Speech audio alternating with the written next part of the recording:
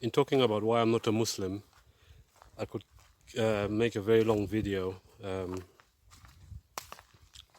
giving lots of evidences for why I believe Islam is not uh, the true religion that leads to God. But what I'm going to do is I'm just going to keep it simple, or at least I'll try and do so.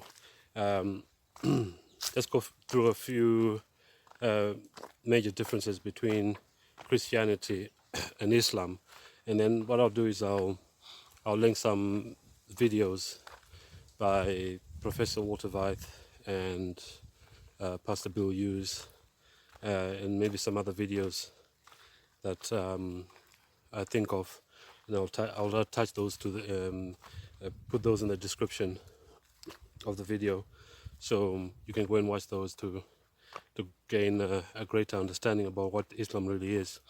So I just wanted to go through a few major differences between Christianity and Islam. Muslims don't accept Christ as Allah's son, because remember they say that their God is Allah. And in fact, it has been said by many Christians that Christians worship the same God as Muslims, which is not true. In fact, in the Quran, it says, "How could he, meaning Allah, have children without a mate?" They say that Jesus was just a prophet, and he was not crucified, but someone took his place at the cross. So Christ's crucifixion is a major important belief for Christians, because without the crucifixion of Christ, we are not saved. Paul makes that very clear in the New Testament. We know that Jesus was the ultimate sacrifice, who all the sacrificial system in the Old Testament was pointing to.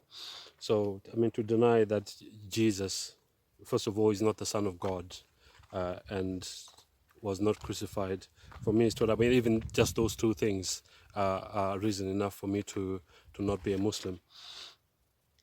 There was a time when I asked a Muslim how Islam deals with the issue of sin, since they reject Christ's crucifixion as a propitiation for our sins. She pointed to the sky and said, "The sins of Muslims go up into the sky and disappear." Now you can make of that what you like. For me, that's not a good explanation. Sins don't just disappear; they need to be.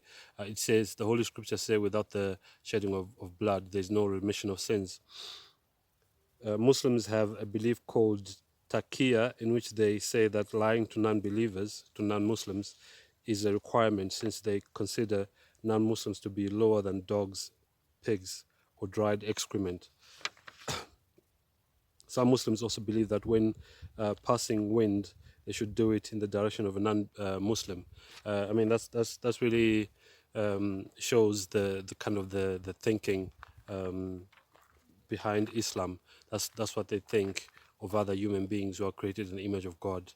Now, even as Christians, we are not to think that we're better than anyone, but to think that someone who is non-Muslim is no better than dried excrement or a pig.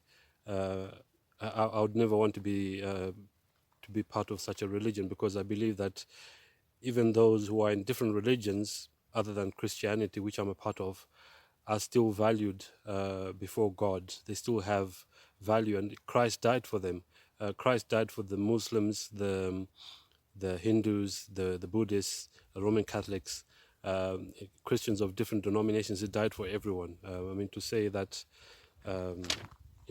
non-believers are lower than dogs, pigs, and dried excrements. I don't think that's a religion that's coming from God, and that when Muslims are passing wind, they do it in the direction of a non-believer. That I don't think such statements can come from the loving God that we read about in the Holy Scriptures, because He values everyone.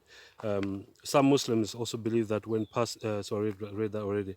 When I was in the SDA church and attended Newbold Church in England, there was a ministry called Adventist Muslim relations, it was said that those in the ministry, so it was said by those in that ministry and by many SDAs that Muslims and Christians worship the same God. So when I started attending a small church in a place called Basingstoke, a guest at the church started saying that Christians and Muslims worship the same God in a discussion that we were having. I believe this was happening after the main service. When I asked him if Allah had a son, his eyes became big like saucers, and he admitted to seeing my point, realizing that he had been deceived. Yeah, so Allah doesn't have a son, and in fact, Muslims the Quran actually says many times that Allah doesn't have a son. We know that the God of the Bible has a son, in that He sent His Son to die for us that we may be saved, as described in John 3:16. So, although Islam is often called the religion of peace by Muslims, it teaches that non-believers and those who insult Muhammad, their prophet, and their religion should be killed. Whereas with Christians, Christianity is insulted on a daily basis, insulted and mocked on a daily basis. We have people who make fun of Jesus all the time in plays, in cinemas. Christ's name is taken in vain and God's name is taken in vain on a daily basis, whether that be on TV, in the movies, or just in daily life. But we as Christians, we don't say that those who take Christ's name in vain should be killed. It just shows the differences in the religion. So in 2022, Salman Rushdie, author of a book called The Satanic Verses, was stabbed multiple times at a public appearance in New York. He was seriously injured and lost sight in one eye. I just put that in there just to reflect on this statement that is constantly being said, that Islam is a religion of peace. If it's a religion of peace, why did they stab Salman Rushdie? We know that actually when Salman Rushdie wrote the book, The Satanic Verses, there was what is called a fatwa, I believe, that was put on him that he should be killed. So he's done very well to still be alive up to now, because he wrote that book decades ago. Muslims believe the Bible is corrupt, thereby limiting God's ability to preserve His words. And also they have unscientific beliefs, which I'm going to mention here. Remember, I said that I'm just going to keep this short and then attach some videos in the description of the video, so you can watch those. So Quran 18 verses 83 to 86 say that the sun sets in a pool of muddy water. Also, Muhammad recommended the drinking of camel urine to cure disease, which is unscientific. Muhammad was a polygamist who married a 9-year-old girl. So I'm just going to go through the history of Islam as I have read it in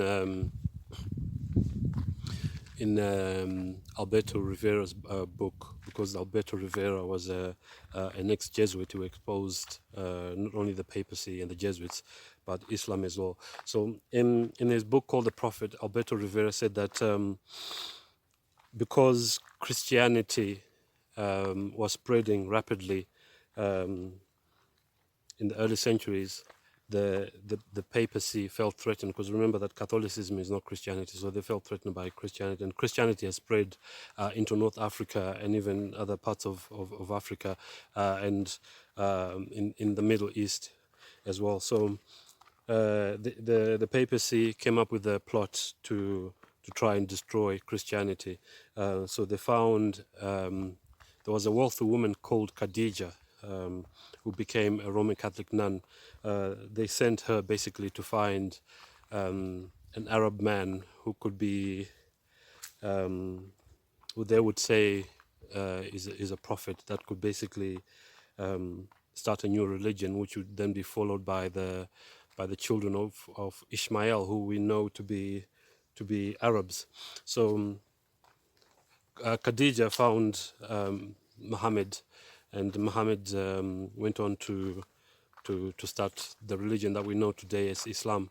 And the purpose of starting this new religion was that the Muslims would then be sent to fight Christians. And one of the things that we know that Muhammad did was that he went into a cave to get inspiration to write the Quran. It's interesting that Ignatius Loyola, who founded the Jesuits, also went into a cave to get inspiration. So that's not what the prophets did in the Old Testament. They never went into caves to get inspiration. We know that the so-called inspiration that those two, Muhammad and Loyola, the inspiration that they got whilst they were in those caves was from the devil. So that's when Muhammad started Islam, basically Islam was used to fight Christians, and many Christians were martyred in the wars that were fought between Christians and Muslims. So something else that happened was that the papacy sent the Muslims to go and conquer Jerusalem, because Jerusalem was and is of geographical and religious importance to the papacy.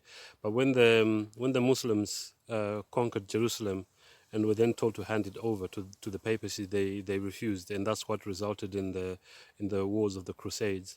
And of course, the popes promised that anyone who took part in the Crusades to basically to conquer Jerusalem and take it back from the Muslims would, even if they died in those Crusades, they would go to heaven. So the Muslims who had been armed by the papacy refused to hand over Jerusalem, and that's one of the reasons why we see some of these wars that are being fought, which are resulting in the deaths of many Muslims. You have to understand that it's basically hatred that goes back for centuries. Yes, Islam was started by the Catholic Church as a weapon against the Christians, but the Muslims themselves rebelled against the papacy, and that's why we see some of these wars, like I said, taking place, in which Muslim countries are being overthrown. So that's just a summary of what Alberto Rivera said in his book called The Prophet. And there are many similarities between Roman Catholicism and Islam. And in fact, it's been said that Islam is basically Roman Catholicism for the Arabs. So just in reference to the similarities, Professor Walter Veith did a very good video presentation on which he called Islamic Connection, I believe. Now, like I said, I'll put the link in the description of the video, so you can go and watch that. So he makes comparisons between Roman Catholicism and Islam, and it's very interesting to see the similarities. And in fact, even the one of the things that the Muslims do is that they revere Mary almost in the same way that Roman Catholics do. So like I said, I'm not going to go into a lot of detail because I can make this video very long, but you can go and watch the other videos which I'm going to attach or put in the description. I just wanted to say that the issue of Islam being created to fight against Christianity explains why we have so many North African countries that are either partly Muslim or predominantly Muslim. And then obviously the Muslims, who were sometimes called Moors, also attacked parts of Europe and actually conquered parts of Spain. And even during the Reformation, when the Reformation was kicking off, Martin Luther was accused of dividing the Europeans as they were fighting against the Muslims. It was said that it was the wrong time, and the timing was wrong for Martin Luther to have brought up all these issues against the papacy when he nailed the 95 Theses to the church door in Wittenberg. So those were some of the accusations that were leveled against Martin Luther, that he was dividing Europe.